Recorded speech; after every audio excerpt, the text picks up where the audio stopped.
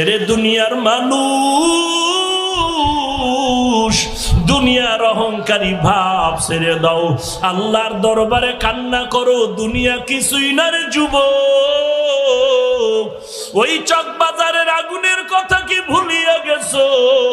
গুলশানের আগুনের কথা কি ভুলিয়া গেছো রে বাবা?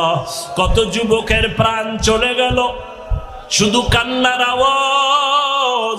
চতুর্দিক থেকে বাঁচাও বাঁচাও বাঁচাও, আওয়াজ ছাড়া কোনো আওয়াজ নাই। এরে যুবক, চোখ দুটো বন্ধ করে একটু গুনাহের দিয়ে তাকায়া চোখের পানি ছেড়ে ক্ষমা চাও। এই ময়দানে এমন আল্লাহর বান্দা বাছো যাদের মা নাই, বাবা নাই, অন্ধকার কবর থেকে দোয়ার অপেক্ষায় আছে।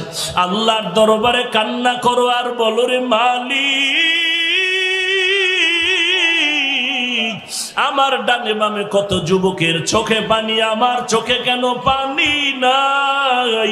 আল্লাহ বলেন বেশি কান্না করো, নবী বলেন কান্না করো, জাহান্নামের আগুন হারাম হয়ে যাবে। আমার ডানে বামের বান্দার চোখে পানি, আমার চোখে পানি নাই কেন? একমাত্র কারণ গুনাহের কারণে আমার দিলটা নাপাক। আল্লাহর কাছে বলো, আল্লাহ কান্নাওয়ালা চক্ষু দান করো হে মালিক, কান্নাওয়ালা চক্ষু দান করো আল্লাহ। ডানে বামে কান্নাওয়ালা যদি কাউকে পাও, হাতটা বাড়ায়া দোয়া চাও। ও কান্নাওয়ালা ভাই, তোমার উপরে আল্লাহর রহমত, আমাদের জন্য দোয়া করো। আমরা জাহান্নামের গরম সহ্য করতে পারবো না, গুনাহ নিয়ে কবরে যেতে চাই না রে আল্লাহ।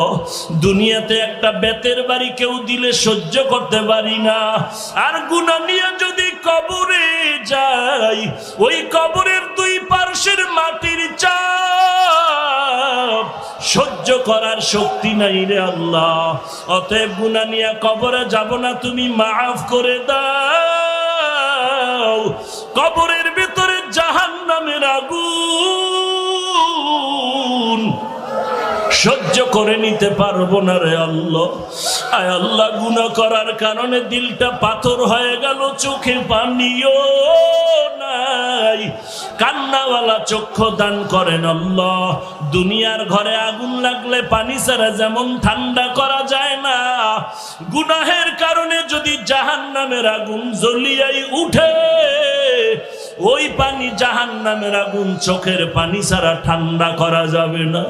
আল্লাহর কাছে তৌফিক কামনা করি, আল্লাহ কান্নাওয়ালা চক্ষু দান করে দেয়।